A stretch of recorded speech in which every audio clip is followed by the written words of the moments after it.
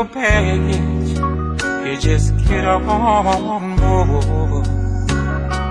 All you need is faith to hear the diesel's horn.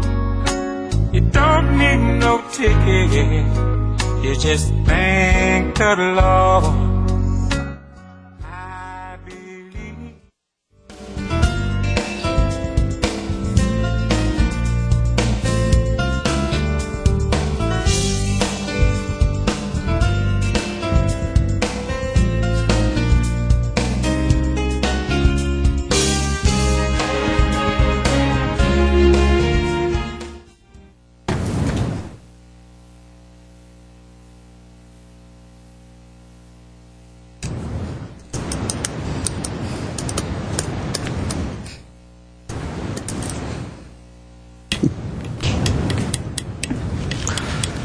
Welcome to the December 1st meeting of the Glendale City Council. May we have a roll call, please? Council members Draymond. Here. Friedman. Here. Najarian. Here. Weaver. Mayor Quintero. Here. Flag salute will be led by Councilmember Draymond and the invocation by the city clerk. Please rise, place your right hand over your heart, and join me in saluting our flag. I pledge allegiance to the flag of the United States of America and to the republic for which it stands, one nation under God, indivisible, with liberty and justice for all. Please remain standing for the invocation. As we enter the holiday season, let us be mindful of all our blessings and those we have near us during this special time of year. Let us give thanks for all the things we have that enrich our lives. Let us also be mindful and remember the many who are unable to spend this joyous season with their families and loved ones because they are carrying out their duty to their country.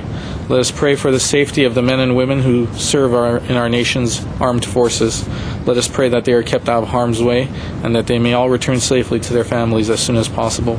We pray that their work is not in vain, that we will learn to live in peace with one another and spread the meaning of this season to all those around us, of love, faith, and family, and faith in ourselves and each other to live peacefully. Amen.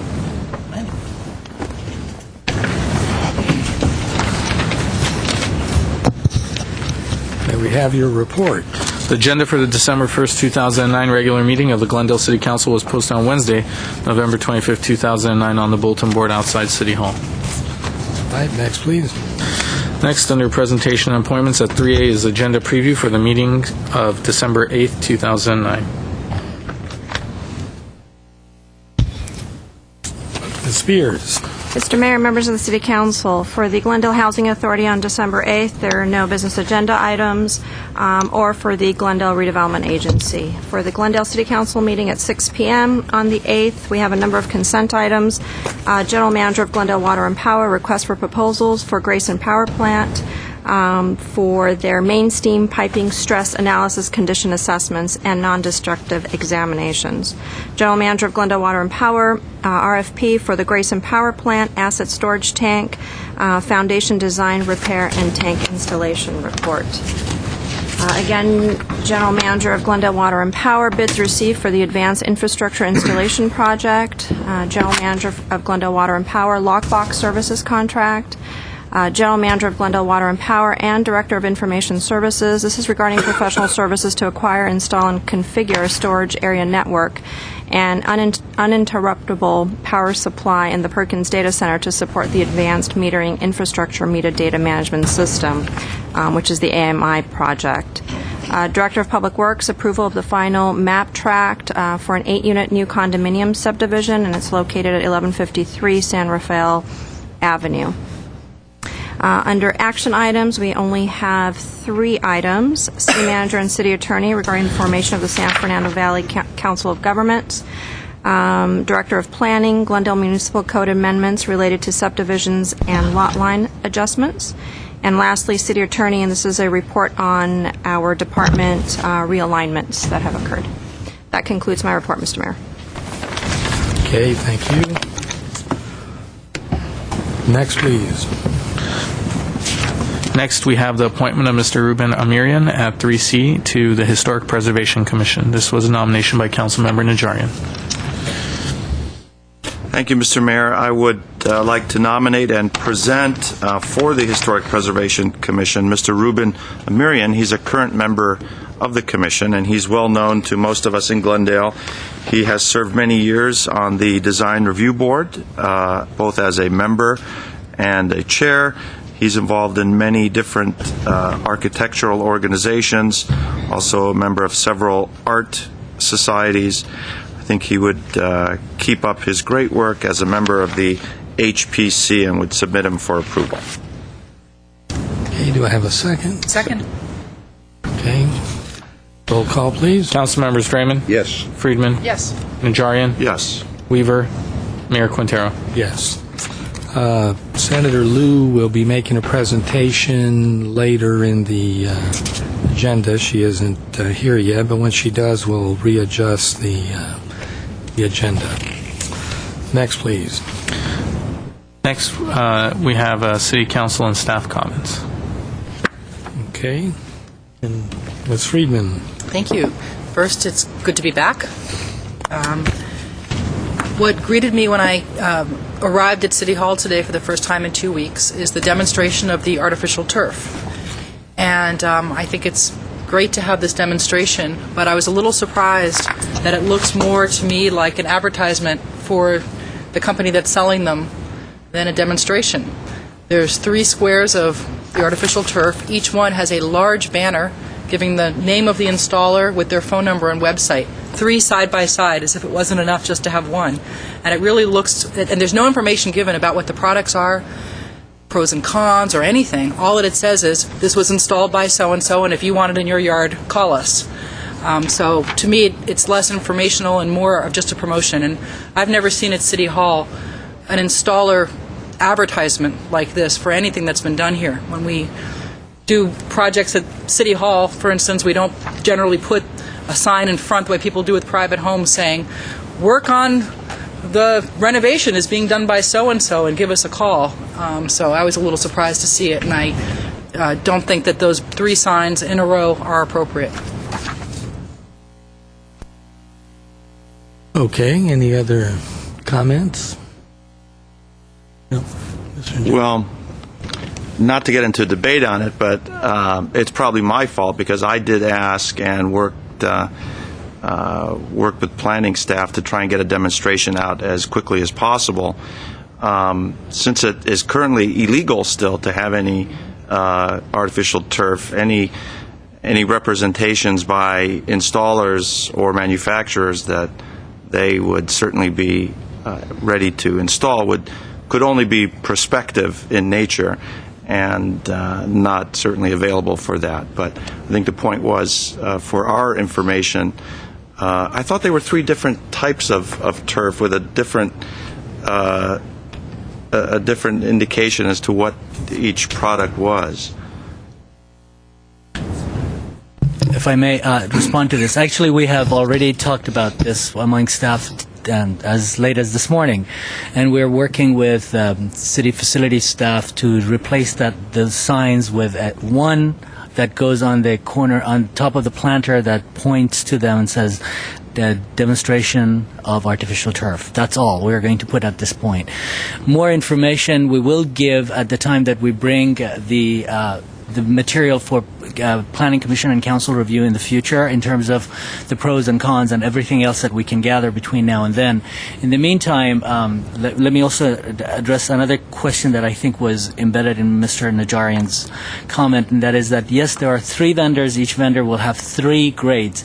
And one of the reasons that it might make a difference to actually identify the vendors is that there are different types of artificial turf, and it's one of the biggest challenges is to codify the grade and the quality.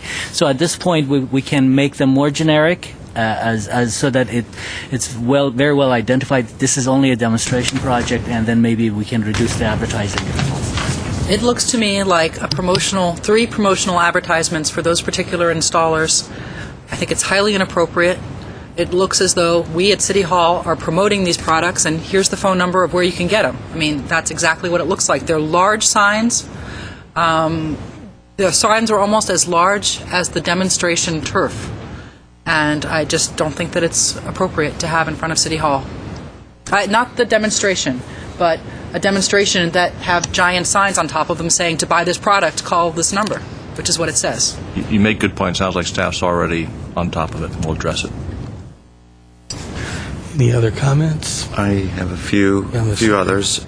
First off, I would like to place on the agenda for next week the appointment of Ms. Arlette der Ovanessian to the Arts and Culture Commission. My next comment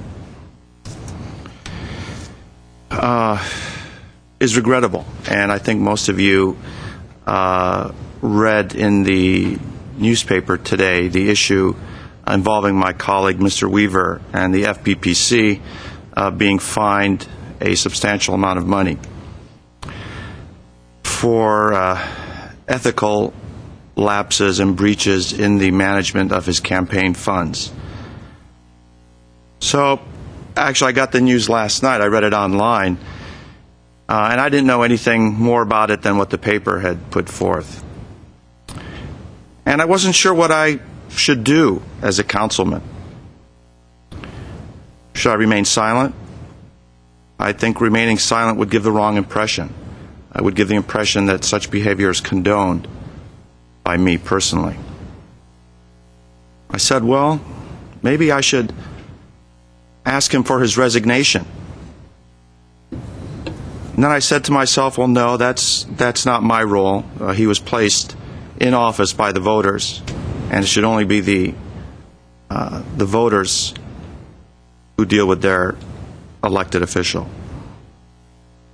I thought maybe I should demand that he resign from the Airport Commission. And when we had the discussion of Mr. Weaver several months ago, I think our discussion foreshadowed some of these events coming to fruition, and I'm sorry that they did. But what I've decided to do is just to express my regret that such actions occurred, both for Mr. Weaver, his actions, and regret on the part of this council, because he's part of our team. He's part of our council. I'm sorry that they occurred.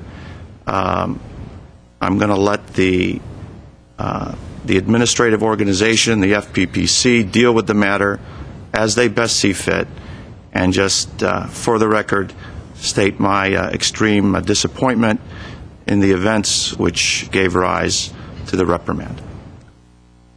Thank you, Mr. Mayor. Thank you, Mr. Najarian. Mr. Draymond? No. Okay, Mr. Mayor.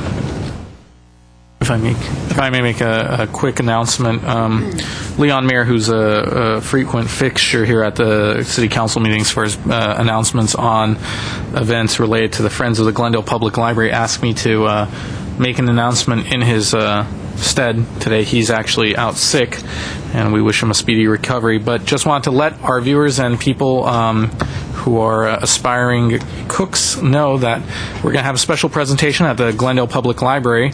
Barbara Gazarian, who's an author and cook, will be presenting her newest book, and she is all known as the Queen of Quince. Now, most people don't know what quince is. It's a very seasonal fruit, available only in the wintertime, native to South Asia and the Caucasus region.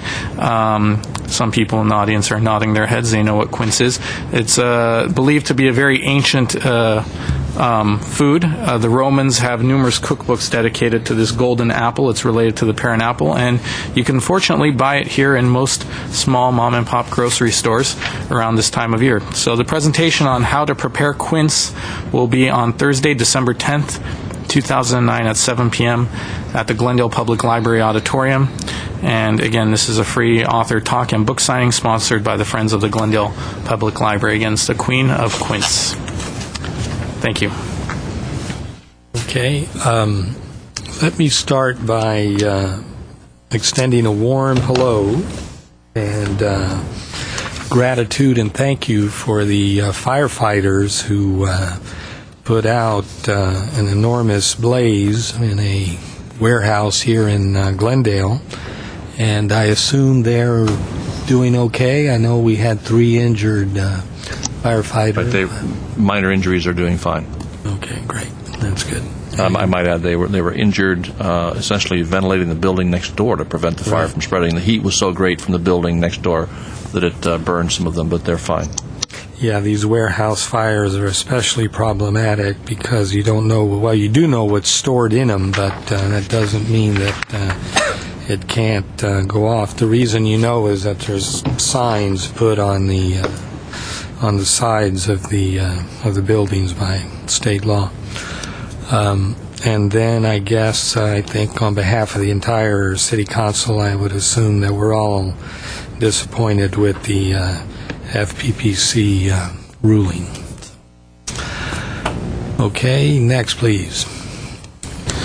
Next, item 5 is consent items, including the minutes following a routine and may be acted upon by one motion. Any member of council or the audience requesting separate consideration may do so by making such request before a motion is proposed. Before we move to the consent item, I have a speaker card for 5A. Herbert Milano.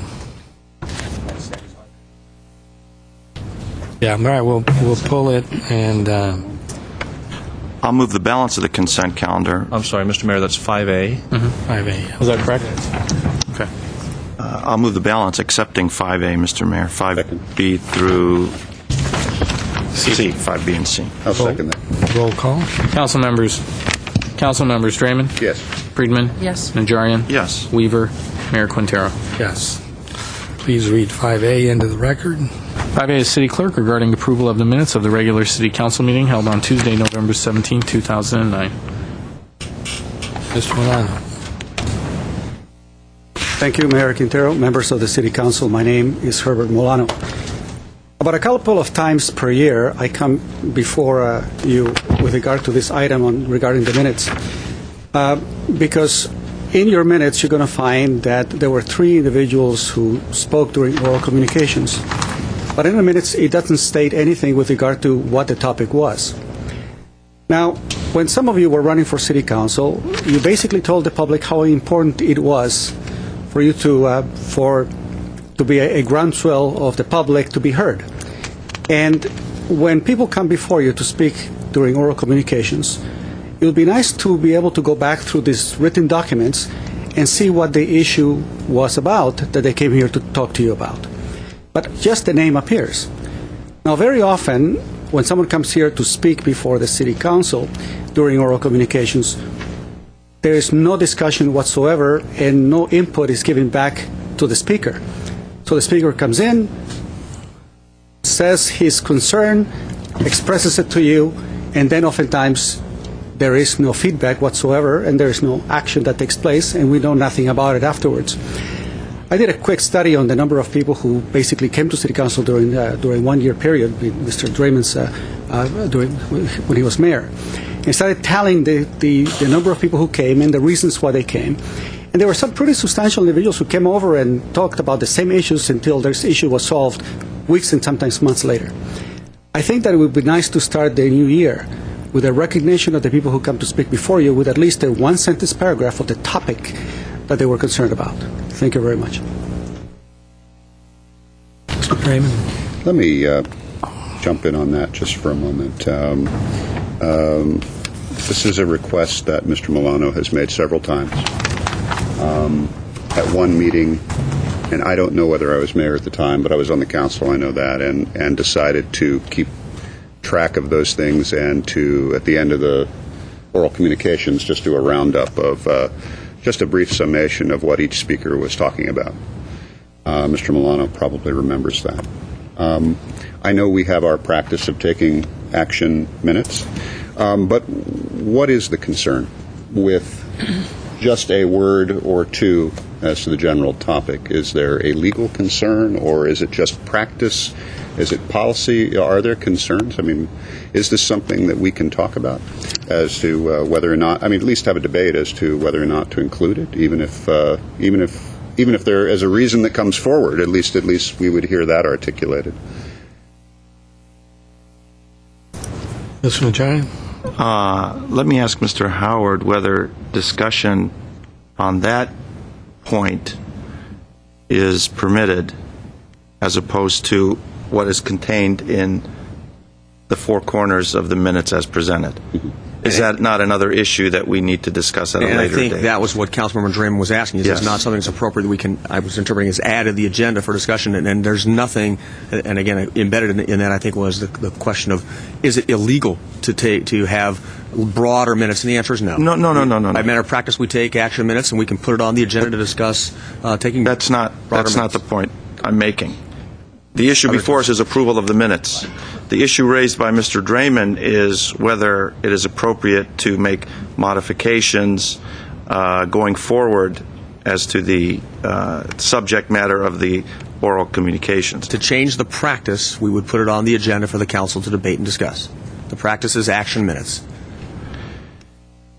I would not, if that was a request to place it on the agenda, I'd happy to hold my comments until Mayor? it's agendized. Mr. Raymond. That is my request. The suggestion was not to alter existing minutes, but quite clearly when you read the minutes, it is quite obviously that certain things are open to interpretation for whomever it is that eventually causes them to become written word, written copy.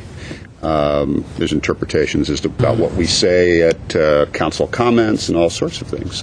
Sometimes they're dead on, sometimes they're not, but I don't think anybody quibbles about them. But it's not so much that I'm even advocating we do this. I was just simply asking, is there a consensus to agendize it, then we can have a discussion of it. Okay. And sort of deal with the issue straightforwardly once and for all, at least for this council anyway. Okay, we'll put it on the agenda. More than one person is interested. I'll move 5A then, Mr. Mayor. Second. Roll call. Council members Draymond, Yes. Friedman, I will abstain. I was absent. Najarian, Yes. Weaver, Mayor Quintero. Yes. Next, please. Next is oral communications. Okay, these are 3-minute presentations. I have 4 speaker cards from the UN Global Debate, and so we'll start with speaker card 1. And you'll give your name for the record. You'll give us your name.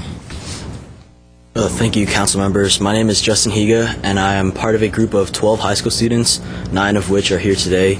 And we are currently involved in the 2009 UN Global Debates project. This project is part of the People Speak organization, which has been started by the United Nations Foundation. And the majority of us come from local Glendale communities such as La Crescenta and La Cañada. We recently had a debate on the topic that when in conflict, the United Nations should prioritize poverty reduction over combating climate change. And our next goal is that we would like to use the things that we've learned from this debate and take them to our non-funded holiday event that we will be holding soon. And we would like to show a 2-minute video. Okay.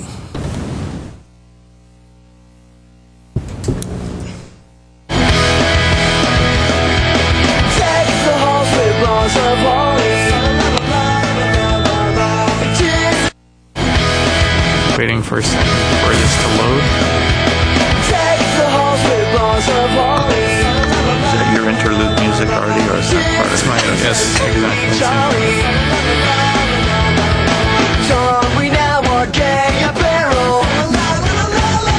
Trying to get everyone in the spirit.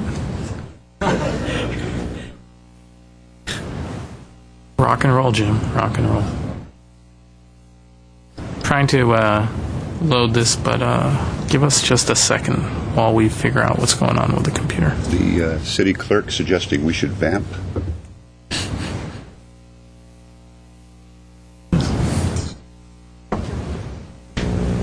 Try it again. Hold on.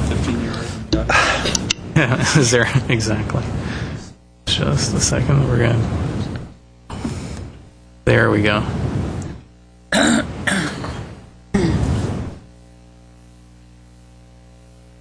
Looks like we have something.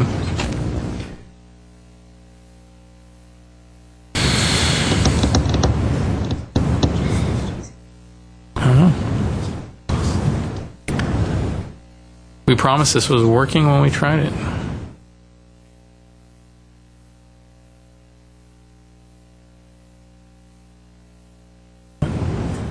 Double click. There we go. All right, here we go. Take the halls with bars of holly. Tis the season to be jolly. Don we now our gay apparel. Troll the ancient Yuletide carol.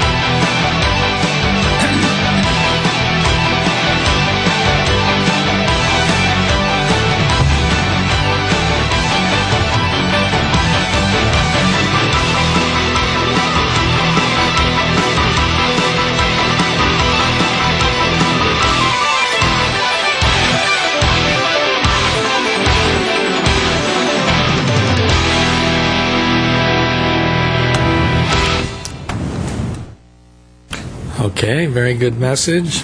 The second speaker card, number 2 speaker card. You give us your name for the record. Hi, I'm David Yu, and I'm part of the 9 that are here today for the UN Global Debates Project. Okay, and the other 2 people with you can give their names. Hello, my name is Junggu Park. My name is Joseph Song. Okay, go ahead.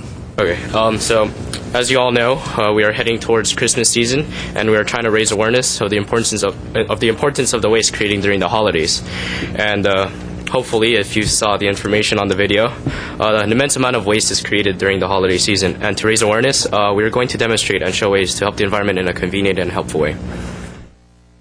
Okay, so in order to raise awareness and promote eco-friendly principles, the students here have arranged the community service project designed for the holidays.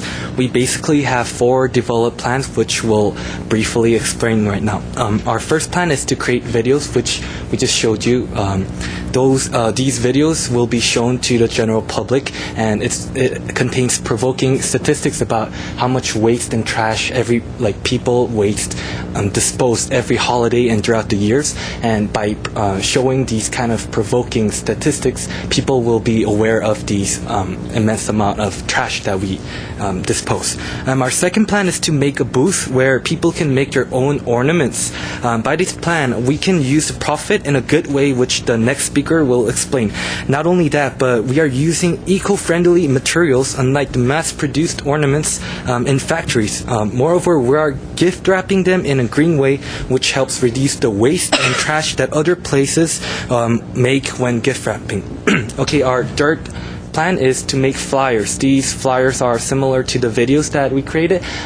These flyers contain the similar statistics about these waste and trash that people create, and these will be passed out to people. We decorate it pretty, so we're pretty sure that people will not throw it away. Okay, so that's going to also raise awareness for the people. Our last plan is to sell reusable bags. People don't know. Actually, people do know that plastic bags are creating like a burden to our earth, but they don't actually take action to use reusable bags. So we're trying to promote the use of reusable bags by selling them in the Christmas season where people are very abundant, and we want to try to reduce the amount of plastic bags that are wasted everywhere in our earth. Okay, also, like the gift wrapping, the profit will be used in a good way that will be explained just right now. Okay, so with the profit that we gain, we are going to donate it to a green foundation or organization that is able to help our environment and our community, and we're giving this money in hopes that this organization will be able to positively influence the environment. So yeah, thank you. Thank you very much. Thank you. Speaker card number 3.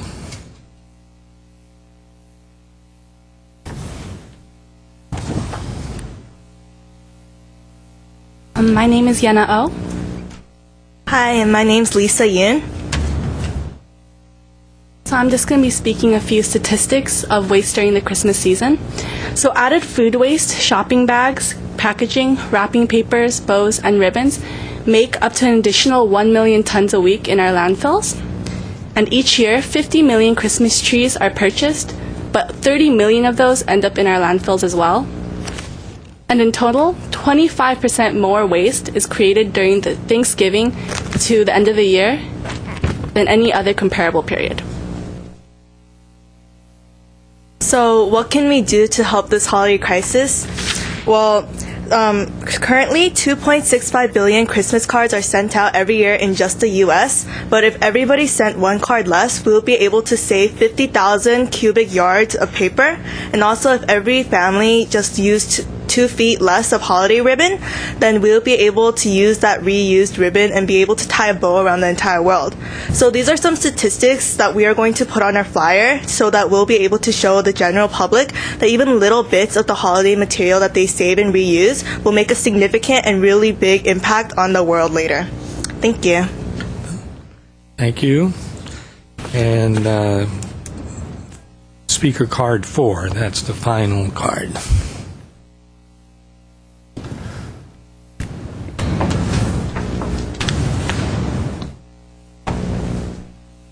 Hi, my name is Young Kyung Kim.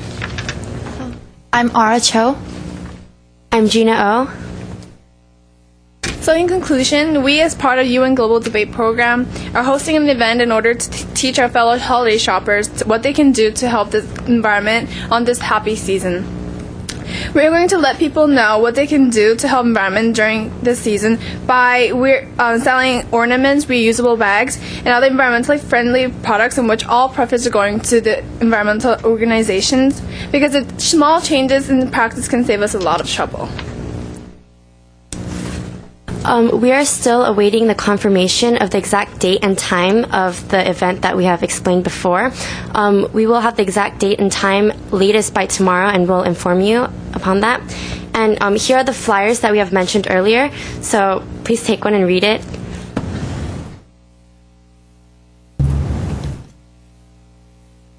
Okay, so today we want to invite you to come and support us the day of our holiday event. We really appreciate your interest in our attempts to spread awareness to our fellow citizens, because our goal this day is to get people to recognize the many environmental problems of wasteful holiday season habits. And we want our holiday shoppers to break these habits and form more eco-friendly practices. As you have seen in our presentation, little changes in savings here and there have the potential to make a positive impact on our environment. So we want you to come out and help us make that change and be that change in our communities, because your small contributions do make a big difference in our efforts. So we'd be very grateful if you came, and if you cannot make this specific event, don't worry, because there will be plenty of other opportunities for you to come and support us. Just by talking to us, you are making impact and amplifying our voices and the effects that our efforts have in our community. So we thank you for your time, and we really wish that you stay in touch with us throughout the year. And finally, would it be okay for our group to take a picture with the mayor and the council members after the meeting? Oh, sure. Okay. So thank you very much, and happy holidays to everyone. And what we'll do, I was going to do it now, but it's better if we move through the agenda, and we'll do it after the meeting. I actually have a bunch of pens to give you, City of Glendale pens. I'm looking to see if they're recycled, and it doesn't say, but they probably are. Anyway, and if they're not, now we'll make them recycled in the future. Thank you very much for your presentation. Thank you. Okay, next, please. At 7 is adoption of ordinances. At 7A is the ordinance extending discretionary planning entitlements approved pursuant to Title 30 of the Glendale Municipal Code 1995. This was offered on November 24, 2009 by Councilmember Draymond. Mr. Draymond. Mr. Mayor, I will move the item at 7A. All right. Do I have a second? Second. Mr. Najarian. I had asked a question last week. I know there was a response out. Due to our hectic schedule today, I was not able to fully read the response regarding the fees, the impact fees. The impact for the on the pipeline, impact fees. right? The pipeline projects versus any projects that may get the benefit of. The short answer is there is no impact on the impact fees because the status of those projects are what they are. Extending this won't change that. Okay. Thank you. Thank you for looking that up and going through it. I also read the email and did take a couple of read-throughs before I got at the answer. Any other comments? You have a second. Councilmember, there was a second. Councilmembers Draymond? Yes. Friedman? Yes. Najarian? Yes. Weaver? Mayor Quintero? Yes. Okay. Before we move to the action items, I see that, we do. I'm sorry. Read 7B into the record, please. 7B is ordinance amending Section 105.3.2 of the 2007 California Building Code adopted as Volume 1 of the Glendale Building and Safety Code 2008 as amended relating to the expiration of building plan reviews. This was also offered on November 24th, 2009 by Councilmember Draymond. Mr. Draymond. Mr. Mayor, I'll move the item at 7B. Is there a second? Second. Mr. Najarian. I'm not going to create the fuss that I did last time that we discussed this, but I hope that we don't have to come back and ask for another extension after 2 years. That's all, Mr. Mayor. All right, roll call, please. Councilmembers Draymond? Yes. Friedman? Yes. Najarian? Yes. Weaver? Mayor Quintero? Yes.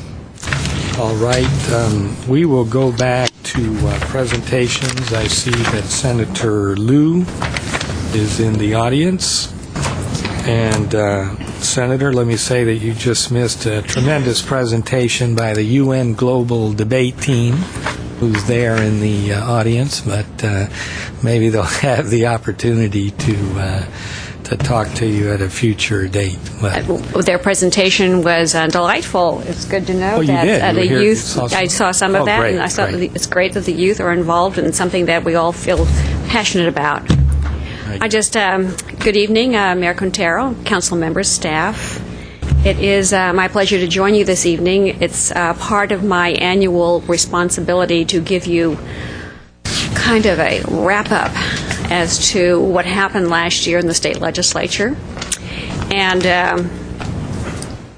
as you know, the session did end on September the 11th. Actually, it was about 6:30 in the morning on September the 12th. And we ended the first year of a 2-year session. And as you know, the year was mostly consumed by efforts to resolve California's huge budget deficit. The legislation to address other issues was sparse, given the lack of funds to start, renew, or expand programs, irrespective of how worthy they might be. At the end of the session, regardless, I was able to put some bills on the governor's desk that were signed, and I am happy for that. But just to let you know that there is, again, much work to do and things left on the table that have not been done because of our budget deficits. So, as I said, we left in September. We left some huge issues on the table. And as an extension of the budget process, we started prison reform, and with budget cuts of about $1 billion. And I voted for these measures because I saw it as a way to strengthen the ways we deal with violent offenders and reduce recidivism. But more changes and oversight are needed, and I expect prison reform to be high on next year's agenda, particularly in sentencing, parole reform, and alternative custody options for nonviolent offenders. Since adjourning the regular session in September, the legislature has reconvened special sessions to finish up matters requiring two-thirds votes and some outstanding budget issues, to adopt a water quality supply and infrastructure package, and to consider how California can comply with federal race to the top requirements so the state can compete for K-12 education funds.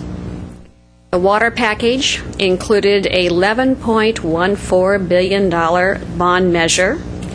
I voted for the package to secure water resources and advance statewide water conservation, groundwater restoration, San Francisco Bay Delta preservation, and the construction of a water conveyance system to facilitate Delta water quality restoration in Southern California's water supply. And more details about this package can be found on my website. I declined to vote for a race to the top, passed by the Senate, because I was concerned about open enrollment provisions and also wanted to see early childhood education addressed more specifically. And I'm continuing to work on these two issues as the bill moves through the Assembly. We expect the Assembly to come forward with a bill in the next 2 weeks, and so we will be back in Sacramento to vote on concurrence. My agenda next year will include more K-12 education governance reform and higher education access, performance, and accountability. And I am pursuing means of reducing state mandates, providing more flexibility to regional and local governments to serve their constituents. And I'll be introducing legislation to help increase the flow of federal funds into the state and my Senate district. And my efforts to achieve this goal will also include promoting collaboration among state and federal elected representatives to fight for our fair share, to provide more information about federal funding, availability and eligibility application processes and application deadlines, and make sure that those eligible for funds have the grantsmanship skills needed to complete a great application. I will also continue my long-standing interest in breaking the cycle of poverty and the cycle of crime. The Senate Rules Committee has approved creation of a select committee on women and children in the criminal justice system, which I will chair.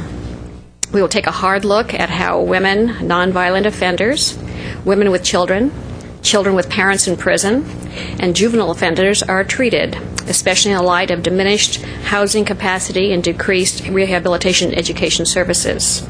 It is in their best interest and ours to short-circuit the cycle of crime in these populations, reduce recidivism, and maximize their opportunities to lead productive lives.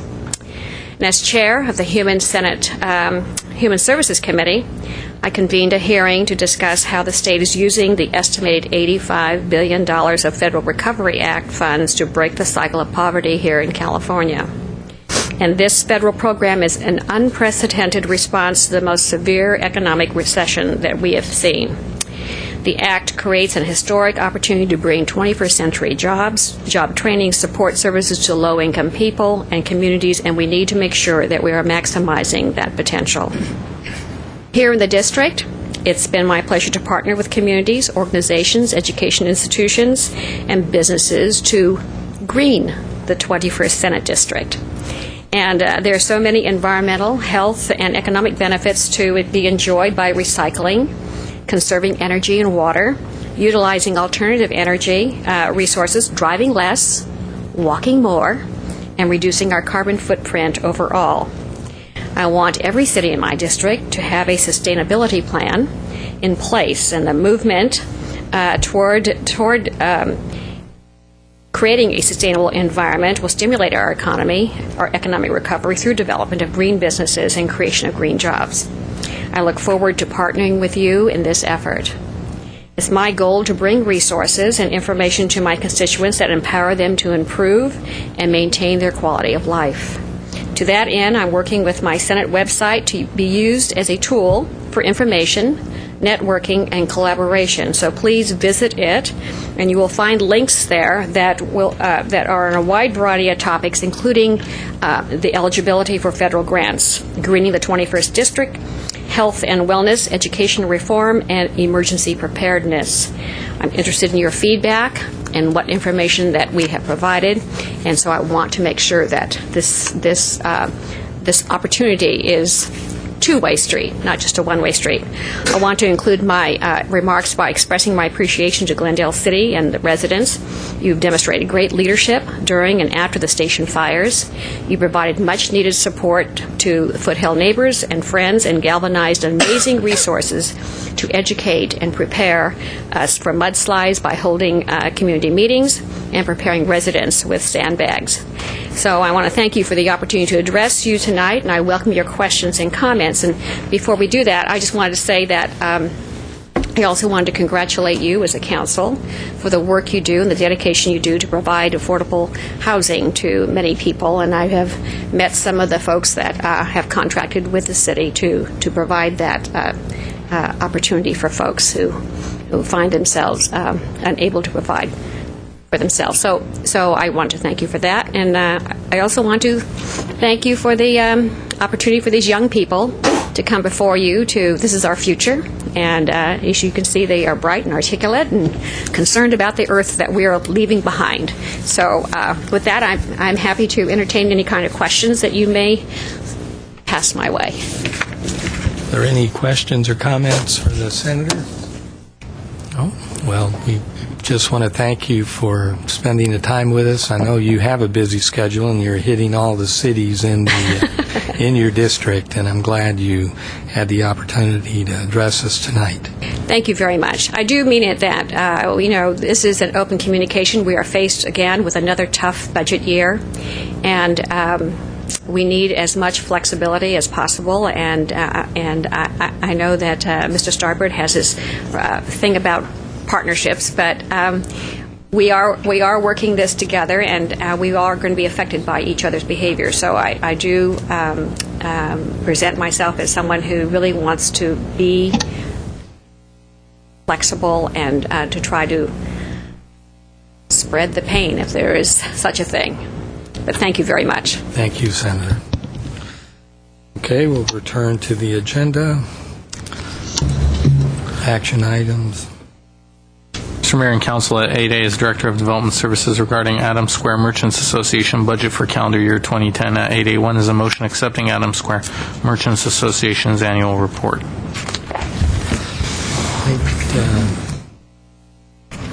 Mr. Lanzafame.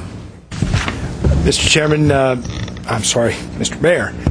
This is an administrative item. I'm sorry, my name is Philip Lanzafame. I'm the Director of Development Services. This is an administrative item that comes to you once a year. According to our Business Improvement District ordinance, the Adams Square budget comes to you for approval. They have submitted a budget of $21,000 for the coming calendar year. The BID is primarily for promotion and marketing of the businesses in that area. They conduct activities, and their next activity will be this Saturday from 12 to 5. It's a holiday event. If there are any questions, Alfred Velasquez, one of the officers of the BID, is here, and that concludes my report. Okay, are there any questions? I have one speaker card, Mike Mohill. Mr. Mayor, while Mike Mohill. stepped out. I believe he's outside. Saw him walk out for a moment. Mr. Mayor, members of council, it certainly would not be inappropriate if you'd like to combine this with item 8B. Okay. All right. Well, Mr. Mohill is not responding. Mr. Draymond. Well, first of all, I'd like to congratulate the Adams Square Merchants Association in their dual role, actually, as representative of the merchants in Adams Square and as the advisory board for the BID. Congratulations on another successful year. The budget makes a good deal of sense to me. And with that, Mr. Mayor, I don't know if there are any other comments, but I'll be happy to move those items, A and B. Second. We should probably. Let's read 8B into the record. 8B is Director of Development Services, again regarding consideration of a resolution for intention to levy and collect assessment in the Adams Square Business Improvement District through 2010. At B1 is a resolution of intention to levy and collect assessments within the Adams Square Business Improvements District through 2010. Second. Second. Mr. Najarian? That's no. If that was okay, that's it. I hope that the merchants will listen to the global initiative presentation and do everything they can to do the right thing, so to speak. And with that, we'll ask for a roll call. Council members Draymond? Yes. Friedman? Yes. Najarian? yes. Weaver? Mayor Quintero? Yes. Next, please. At 8C is Director of Development Services regarding Montrose Shopping Park budget for calendar year 2010. At C1 is a motion accepting Montrose Shopping Park Association annual budget. Mr. Lansford. Mr. Mayor, Philip Lansford, Director of Development Services. Similar to the last item you heard, this also is a business improvement district, which our ordinance requires you to approve their budget once a year. Unlike Adams Square, the Montrose Business Improvement District has a 5-year contract to administer those funds. So it will just be the budget. You won't see in 2 weeks the levy of assessments or the management agreement. This is presented to you on an annual basis. The budget is $280,000. President of the Montrose Shopping Park Association, Dale Dawson, is here if you have any questions of me or him. All right. Are there any questions for the staff? Okay. Any questions for the representatives from the shopping park? All right. Mr. Draymond. Mr. Mayor, I don't have a question, but I do know that an election was held and there has been a change of officers, and I know they are here and perhaps would like to introduce themselves to the council. Okay, I have 2 speaker cards, and I'll start with Alice Russell, Dale Dawson, et al.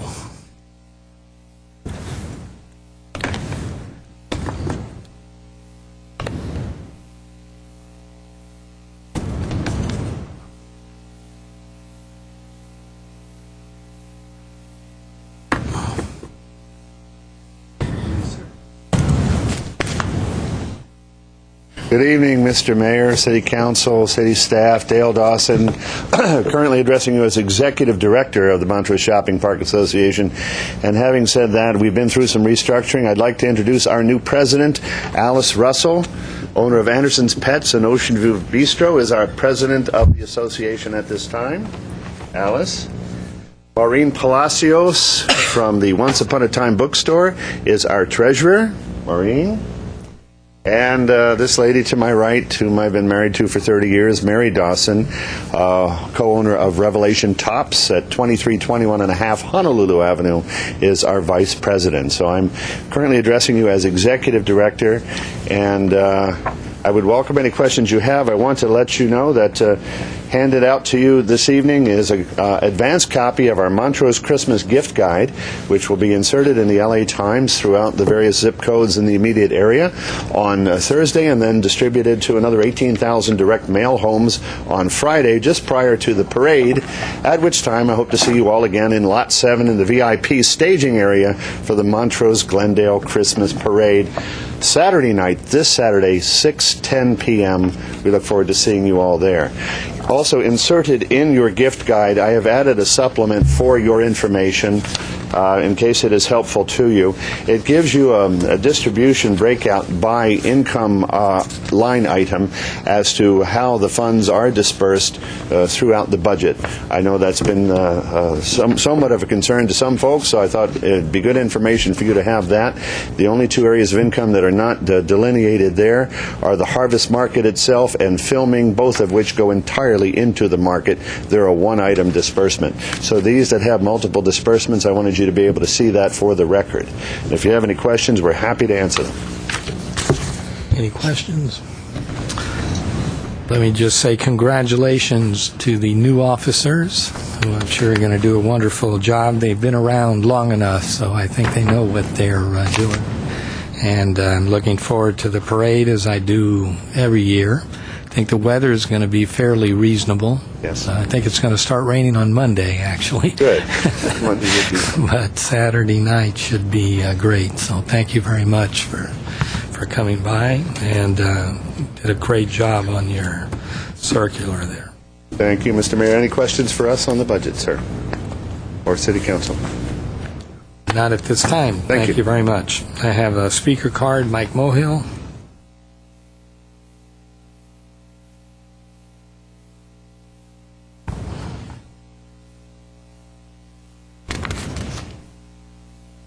Good evening, Mayor Quintero, council members. Mrs. Friedman, I didn't recognize the haircut. It looks very nice. Thank you. Resident Glendale. These business development districts we have in the city, I fully support them all. But I don't think the city employees are supporting these businesses. Most of them do not live in the city of Glendale, and therefore they buy their merchandise outside of Glendale. Why can't we somehow say you must buy, not will you please, maybe, perhaps, but you will start buying your gift items in Montrose or on Adams Square or over there in the, I forgot the name of the west side of town. There's another business district there. Why can't we have the city employees participate in this great spirit? I mean, they're the ones who have all the money. They're not suffering with salary cuts. In fact, they have no salary cuts. They had the city pick up their copay when everybody else had to take a copay cut, like in my family. So let's get the city employees spend their money in Glendale. And the idea of them telling us, oh, it's too expensive to live in Glendale, that's a cop-out. If I hear that story one more time, I'm going to go, you know what, okay? Let's go to these unions and tell them, spend your money in Glendale. Otherwise, we'll give you all a salary cut next time around. How much firmer must I be? Let the city employees spend their money in Glendale, not in El Monte, Santa Clarita, Beverly Hills, El Monte. We live in Glendale. We have 1 minute and 5 seconds to keep harping on the fact that we need to spend the money in Glendale. Thank you. Okay. Any other comments? All right. I have a motion. Mr. Freeman. I'll be happy to move the item at 8C1. Second. Roll call. Council members Draymond? Yes. Friedman? Yes. Najarian? Yes. Weaver? Mayor Quintero? Yes. Next, please. 8D is City Attorney regarding discussion of appointment of the City of Glendale representative to the Metropolitan Water District. D1 is motion replacing current appointee and appointing a new individual to serve on the MWD. And at D2 is a motion directing staff. Mr. Starbird, or start with Mr. Yes, I'll go to the city attorney who prepared the report. Scott? Mr. Mayor, members of the council, this was requested by the council to be placed on the agenda for the possible appointment of Laura Friedman as the representative, Glendale's representative to the Metropolitan Water District Board of Directors. I have provided the report with a motion and to ensure that you had complete discretion to discuss any issue, including the appointment of Councilmember Friedman or anyone else. Both the report and the motion reflect that it's essentially a fill in the blank. So if you should choose to appoint Councilman Friedman, that can certainly occur. Anyone else, that could certainly occur, as well as a separate motion to direct staff if you would like to establish a recruitment and selection process for this position. This position is set out in our municipal code. It is not a Title II board or commission. It is just a single appointment to the Metropolitan Water District Board of Directors. If you have any questions, I'd be happy to respond. We might just note, Mr. Mayor, as you know, Mr. Peter Kavunas with the Water Department has served in the interim capacity now for about the last 6 months. Okay, do I have a motion? Mr. Draymond? Well, before I make a motion, Mr. Mayor, I'd just like to explain my reason for requesting this. When Mr. Kavunas was before this council to be considered as an interim board member representing the City of Glendale on the Metropolitan Water District Board, I had asked him whether or not he would have any concerns if at some point, as I suspected might happen in the future, a council member or someone else other than a city employee per se might like to serve in that capacity. I was happy to hear at that time that he had no reservations and was more than happy, stated that he was more than happy to relinquish that interim seat. Increasingly, I think the boards and commissions that our council seeds, so to speak, whether it's the Royal Verdugo subregion or MTA or Airport Authority and so on, are increasingly made up not of city staffers so much as elected officials who are advocating as best they can for their individual cities, and that's what I would like to see in our city as well. Having a full understanding of the technicalities involved is very important, and that's why staff also attends these meetings. But it is important, too, that the other cities that we engage with throughout the county and the region are interacting with, I think, people that can speak to them as peers. And we have not had a council member that has had an interest in serving on the MWD board in the recent past. Councilmember Friedman has expressed an interest in that, and so I feel it is only appropriate to give her that opportunity. So at this point, I would place her name in nomination. Does that need a second? Second? This motion, we'll treat it as essentially a motion to appoint her and replace the interim appointee, Mr. Kavunas. Ms. Friedman? Yeah, before we vote, I just wanted to say a few things. First of all, he's not here tonight, but I wanted to thank Mr. Kavunas for the work that he's done. He's represented our city well for the last 6 months, and it was beyond the call of duty. It was a volunteer, I assume, position for him, as it will be for myself. There's no financial compensation for being on this board. It's been always a volunteer position, as it is now. It falls under the category for him, and it will be for me, assuming the council votes, as more work for no pay. But I think it's very important that the city have an elected official in that role, because it's a board made up of elected and appointed officials, not of city staffers primarily. And water issues are some of the most important and challenging issues that our city faces. And we need to go into them understanding not only the issues for the city, but how our constituents in the city are dealing with these issues, all of the repercussions, both political and in terms of engineering and long-term planning and environmental, all of those in a holistic way. The GWP staff will be there with me at all times. It's not a board that's about engineering, it's about decision-making. And I very much appreciate the trust that this council is putting in me, and I appreciate the nomination. Okay, thank you. We have a motion and a second. Roll call, please. Council members Draymond? Yes. Friedman? Yes. Najarian? Yes. Weaver? Mayor Quintero? Yes. Congratulations. Thank you. Next, please. Next, we return to oral communications. Discussion is limited time. Is not part of this agenda. Each speaker is allowed 5 minutes. Council may question or respond to the speaker, but there will be no debate or decision, and the city manager may refer the matter to the appropriate department for investigation and report. All right. Start with Robert Buniatian, followed by Herbert Milano.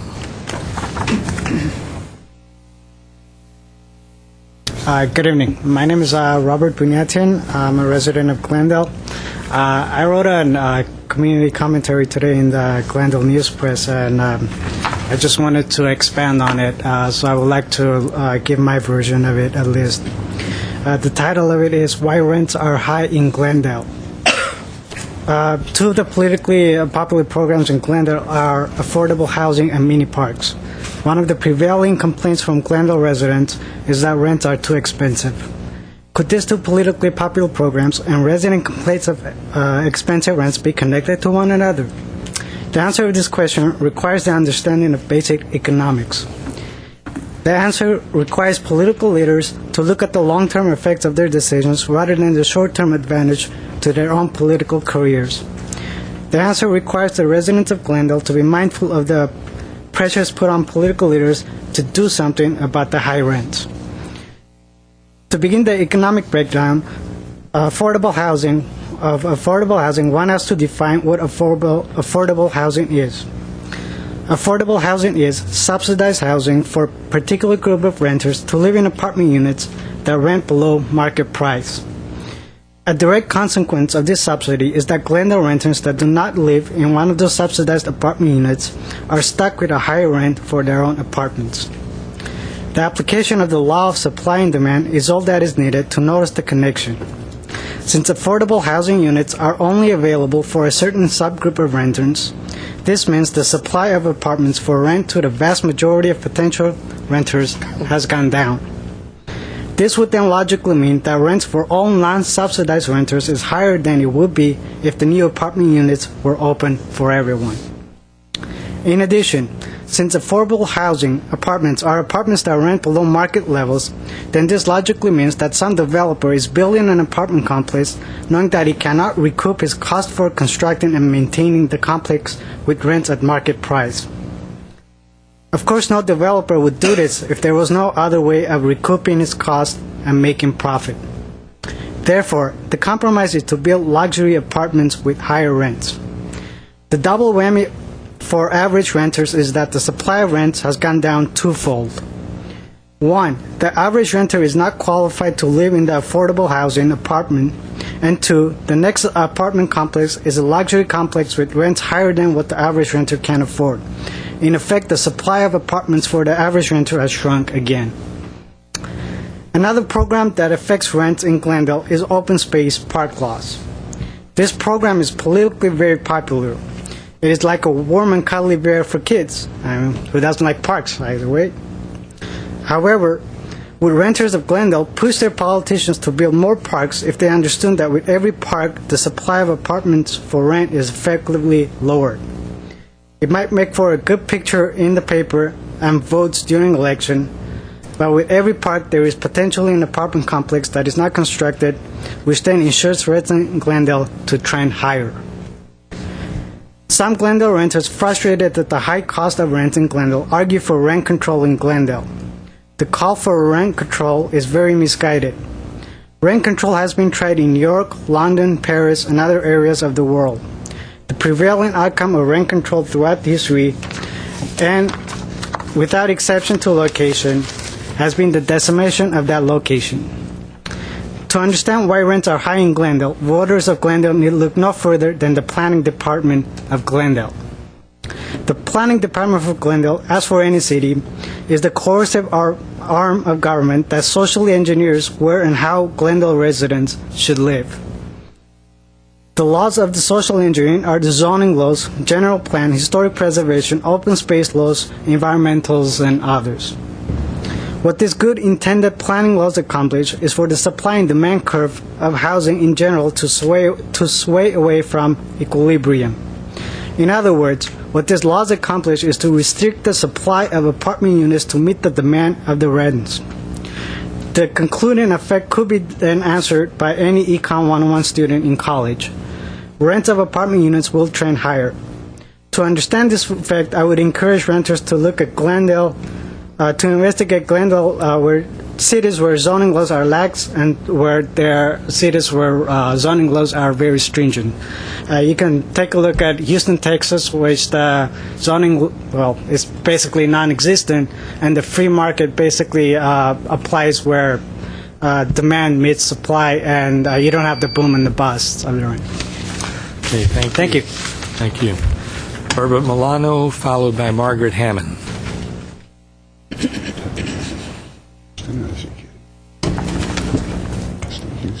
Good evening, Mayor Quintero, members of the City Council, and City staff. This evening, you heard Senator Carol Liu talk about the state budget, and everyone is aware of the significant budget deficit the state bears.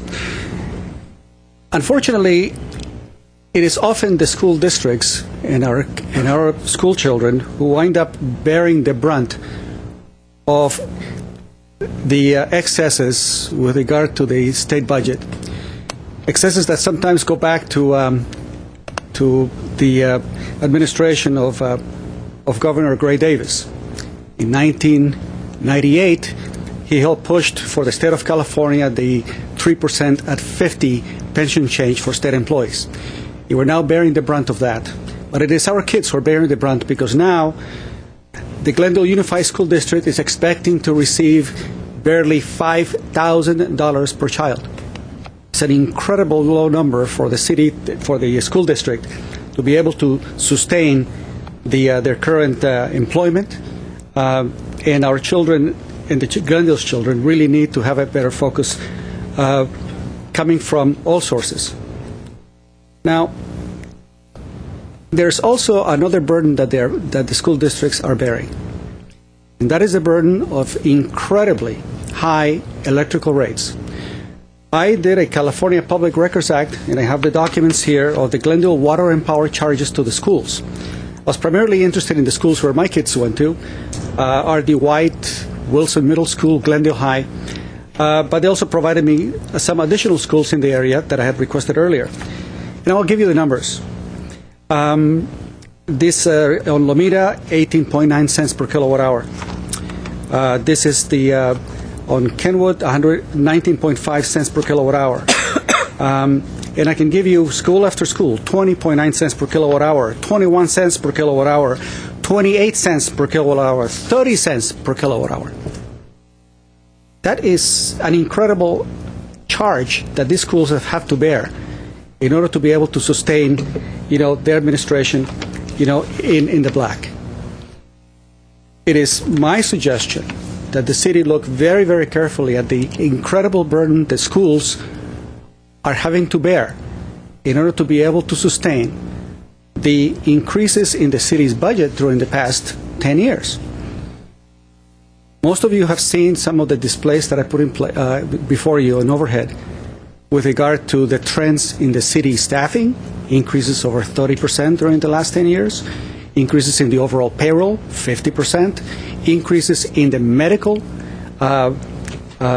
expenses with regard to medical insurance, 500%. At the end of the day, there has not been sufficient income coming in from property tax and sales tax and other revenue sources to be able to sustain that growth. So what we have done instead is basically pull from the utility a lot of these additional funds in order to be able to sustain the general fund. But these charges are above and beyond the pale. In the city of LA, I pay 12.3 cents per kilowatt hour. And you know that in some cities, they pay 8 cents per kilowatt hour. Now, some cities have the advantage of they have power coming in from power generated by dams and hydroelectric power. But in Southern California, this has to be probably some of the highest numbers imaginable. It is my suggestion that the Glendale Unified School District should not have to bear the brunt of the excesses in the electrical charges that you're now imposing on residents and the rest of the population. It is my suggestion that you reduce it by at least $1 million a year, every year, starting next year. because they should not have to bear the brunt of all of your expenses that you're incurring. Now, I know that many of you do not have children in the school district. I don't know if Mr. Najarian still has children in the Glendale Unified, but I think that we should extend our empathy to that group as well. They have done their share in reducing about 100 positions in the last 5 years from administration. And I think they're basically showing their due diligence in addressing the issues head on. I think it is time for us to help them out. Thank you very much. Margaret Hammond, followed by Eric DeLear.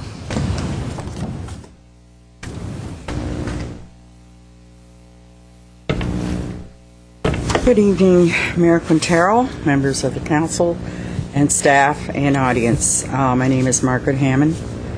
I am a 50-year resident of Glendale, which is a very important place in my life.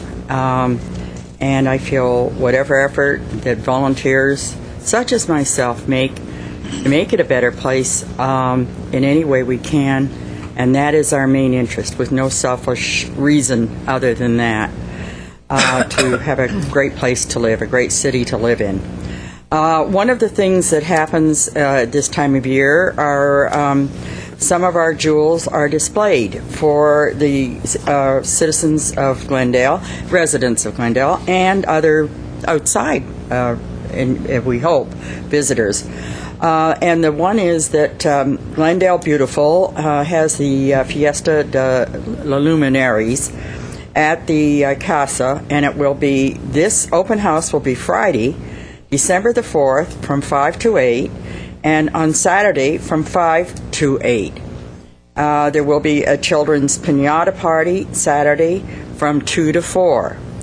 And on Sunday, there will be open house from 1 to 3 in the afternoon. And all of this is free. And also there are refreshments.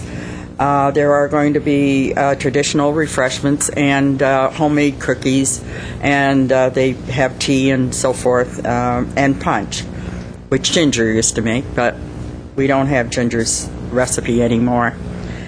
So you're all welcome to come, and we'll hope that you'll take advantage of this.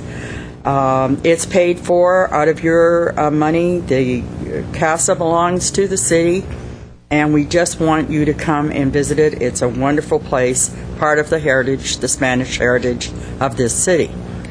And also, the other one is the Doctor's House up in Brand Park, and they are going to have open houses, candlelight tours, December the 12th and December the 19th. Again, it's a wonderful time. It's done, they do it by candlelight, and as it would have been 100 and 150 years ago, no, I guess 100 years. I'm thinking of the Casa's older. But at any rate, it's a wonderful experience to come and see the decorations and to have the advantage of thinking or seeing how it would be celebrated in that time. Many things come up. One of them is, we have a lot of homeless, and they are going to be here. Keep in mind that help is needed. And I want to thank some of the people who did support the coupons that I asked for and the other small items for the veterans and the military families. Judy Taylor, Mike Mohill, the Najarian family, Mary Najarian, and her daughter gave me things to take for the orphans and the mothers and the homeless, the military mothers and the homeless. Now, my favorite subject happens to be back to the granting or talking about the billboards. I want to bring up that when Mr. Caruso sued us, there were 14 or 50 of us, we were the ones that held up the building of the Americana, not because we objected to the Americana or the whatever it was at the time. It was the property being given away. Mr. Caruso, in the court, said, so let me tell you exactly what is happening here. On the billboards, we have said publicly, we will not have billboards on the project. The EIR is not changed because it was already circulated. Does not need to be changed because those billboards would have to go through a separate process anyway. And what they are not telling you is they are not automatically granted by the approval of the project, end quote. So here we have it. He has said he would not have billboards. But we're right back to it again, asking for billboards to be allowed on the property. After we spent all the money, taking them all down off San Fernando Road and all over the city, anywhere we could, we paid out of the city funds to have them taken down, billboards taken down. Why are we allowing them to be replaced? And as I say, the brand merchants are at a disadvantage because we made them take down all their signs many, many years ago that were on the front of their businesses and so forth. So I thank you very much, and keep on saving the coupons for me and call me. I need them and all those small items from your cruises and trips. Thank you. Thank you. And here's the Eric flyer. DeLear, followed by Mike Mohill. Honorable Mayor, council members, and city staff, my name is Eric DeLear. I've been a resident of Glendale for the past 20 years, and I come before you today to promote and advocate a recent proposal I've heard of the council and the planning department to redevelop a section of Maryland Avenue that extends from the marketplace down to the exchange into more of a nightlife, entertainment district friendly area. I believe that such developments are very much needed in our area, and that they should be more encouraged and promoted to attract more people into our city and keep them in our city instead of having them go to Pasadena, Burbank, Hollywood, and so on. Attracting patrons to our city, to our area, will not only generate money for our city, but it's also going to help basically kind of beautify and get attention and help us go into the next modern era. The Americana, which I'm sure hasn't met the initial success that was anticipated, shouldn't be looked on as a disappointment and a setback, but more of a stepping stone into the future. We should build upon it and allow it to produce more efficient results in the future. I believe that with more rigorous planning within the planning department and the city council and a little bit community outreach, we can take this area that is slowly being depleted with Circuit City going out of business and soon the Man Theater is wanting to leave. It's going to provide more opportunities for bigger businesses and new businesses to come in. As Councilmember Draymond had mentioned, that concept clubs such as Lucky Strike Lanes and ESPN Zone coming into the Man Theater's area above the marketplace will attract business and basically complement the Americana in basically walking traffic. The Americana has served to support the notion of the live, work, and play in Glendale. And as we've seen in our own backyard, downtown LA, they've used this concept and it's starting to work, and it's going to work better as time goes on. Now,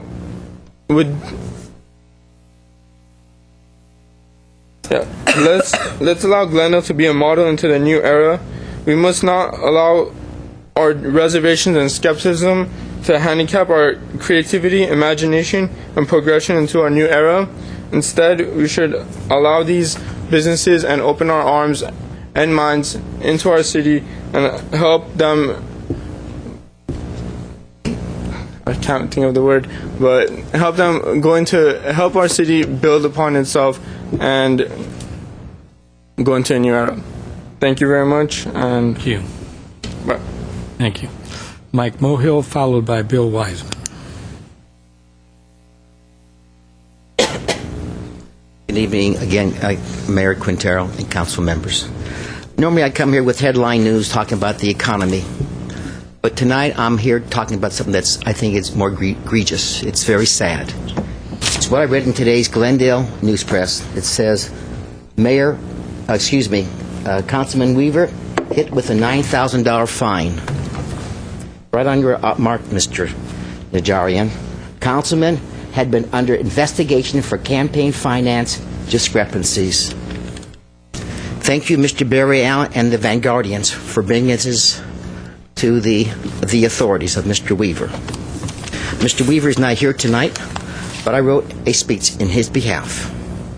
Councilman Weaver, why did the California Fair Political Practice Commission contact you in the first place? Councilman Weaver, why did the district attorney call you into his office for these campaign violations? Councilman Weaver, how much are your attorney fees and who is or has been paying them? Councilman Weaver, will you or one of your campaign contributors be paying your $9,000 fine? Councilman Weaver, has the IRS contacted you already in regards to the $30,000 BHAS payments to your Dreaming of Roses business? A, $10,000 by Mr. Rick Caruga of the Americana Ed brand. B, $5,000 by the Glendale Water and Power. C, $5,000 by Scott Silver and the Eagle Group. And D, City Cable Operator Charter Communication, $10,000 for dealings of the Verdugo Gardens.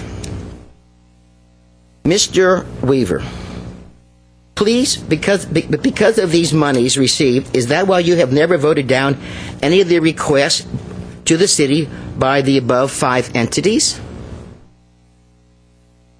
7. Councilman Weaver, how much did it cost the city for the sexual harassment issues against you from personnel in the city manager's office? 8. Councilman Weaver, there seems to be a pattern of pay-to-play with you. Some would call this payola. Is this why you never turned down any pay raises for our city employees? 9. Councilman Weaver, did you pay Mr. Oliveras for the architectural services of your home remodeling, or was that a campaign contribution to you that you somehow forgot to report? 10. Councilman Weaver, do you think your ethics violation will hinder you should you seek re-election in April 2011? I and many voters voted for you in 2007 and would like to know your answers tonight. Obviously, you chose to stay home. MIA, missing in action.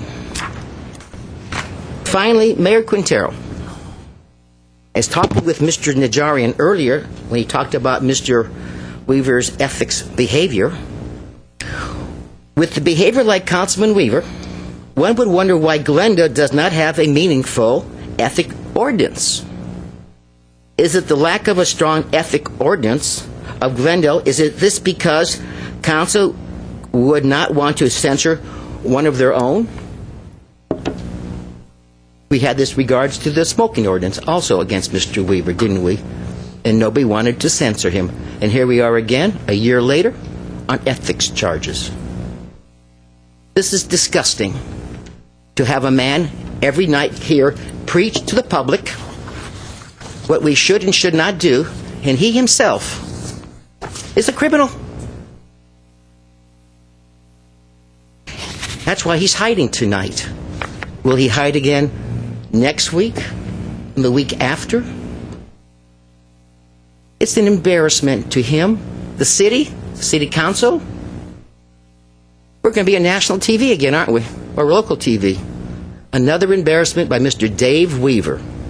Shame, shame on him and the people who sit with him who have not talked about this in public. Let the public know that we have some ethics in this city. And let's talk about it and make an ordinance, please. Rules and regulation behavior for the people who sit above us. Don't sit every night on Tuesday night and preach to us what we should do when you yourself are not taking your own medicine. Thank you. And you can give this to Mr. Weaver. Since he was not here tonight, he can have a hard copy. Okay, thank you. Bill Wiseman.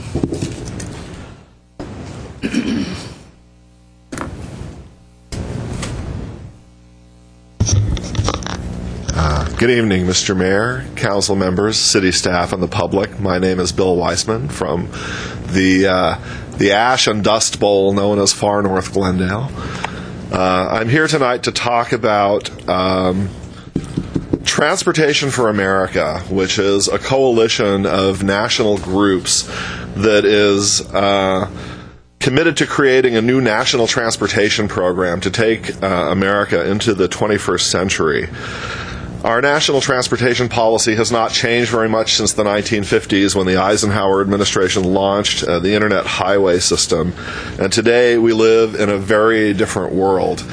And I also wanted to talk about a report, and some of you may know about this. It was recently released by Transportation for America. And the name of the report is Dangerous by Design, and it's a very comprehensive discussion about pedestrian safety in the United States. And what they've done in the methodology for this report is they have derived a pedestrian danger index that takes into account how often or how little people walk in the metropolitan areas where statistics are gathered for pedestrian injuries and fatalities. And in doing so, they have ranked metropolitan areas in the United States. And as it turns out, the most dangerous areas, according to these rankings, are typically in the south and southeast. Florida and Orlando and Miami and Jacksonville specifically scores the highest on the list of pedestrian danger.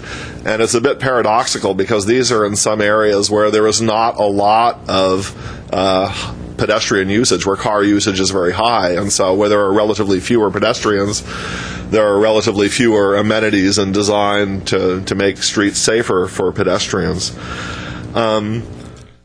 Because of the fact that soon the United States Congress and the President will be discussing new priorities for transportation, we're here to suggest that there has to be investment in world-class sustainable transportation systems. We have to fix bottlenecks in our freight corridors, clean up our ports and our trucks, get smarter about managing highway congestion. We need to have safe streets for walking and biking to reach transit, school, and jobs. Agencies need to be held accountable, and there actually needs to be more local control for funding and decision-making. And promotion of safe walking and biking, reduced exposure to injuries, and air pollution.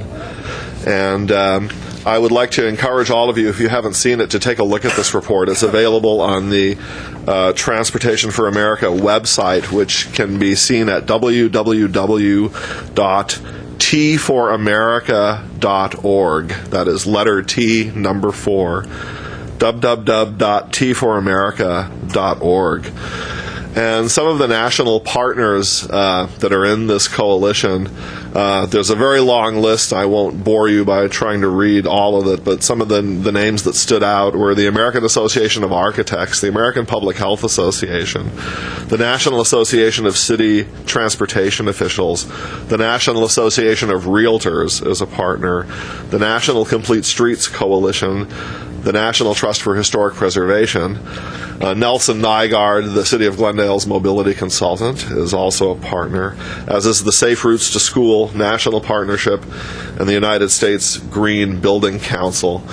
In addition, there are a number of mayors of major cities that have also signed up as partners, including New Haven, Connecticut, Atlanta, Georgia, Minneapolis and Duluth, Minnesota, Charlotte and Wilmington, North Carolina, Portland and Eugene in Oregon, and Chattanooga, Tennessee. And I would urge our city officials, if they're interested in this subject, to perhaps consider having the City of Glendale become a partner in this effort for Transportation for America. And if you're not familiar with it, you might want to check out their website and investigate for yourselves who they are, and if you feel this might be something we would like to be involved with. Thank you very much for your time. Thank you, Mr. Wiseman. I have one final card for oral communication. Eleonora Tortavayan and Biani Galdames.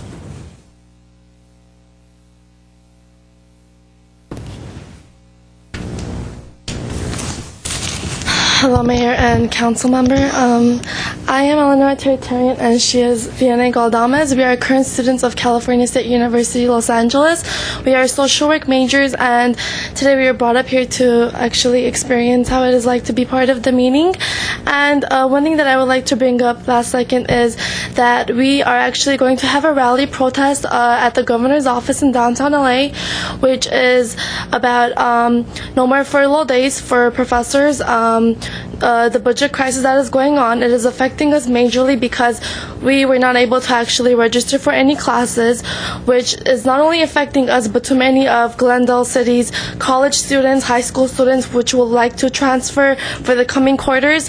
And apparently there are rumors and actually statistics that are proven that some students will not actually be accepted in universities.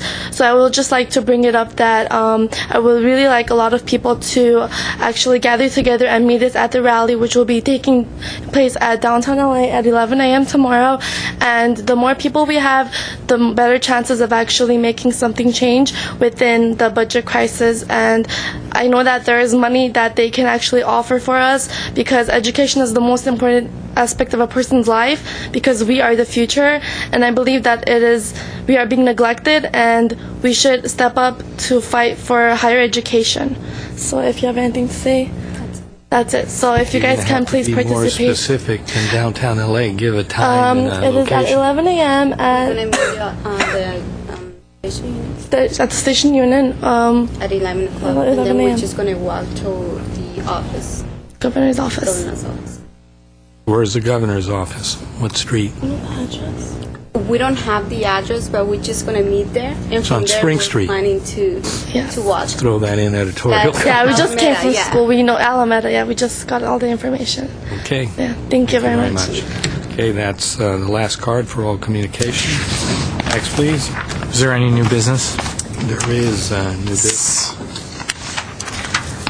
Yes, I would like to move that the city attorney be and hereby is authorized to enter into a retainer agreement with the law offices of Gibbs, Giddon, Locker, Turner, and Sennett LLP, Theodore Sennett and Michael Gelbel, to associate in with the city attorney in the matter titled City of Glendale versus Insurance Company of the State of Pennsylvania, case number CV 09-5364-GHK. The retainer agreement shall, in addition to other provisions, contain a fee cap for work assigned by the city attorney. Do I have a second? Second. Roll call. Council members Raymond? Yes. Friedman? Yes. Najarian? Yes. Weaver? Mayor Quintero? Yes. Next, please. Any other new business? Nope. Is there a motion to adjourn? We are adjourned.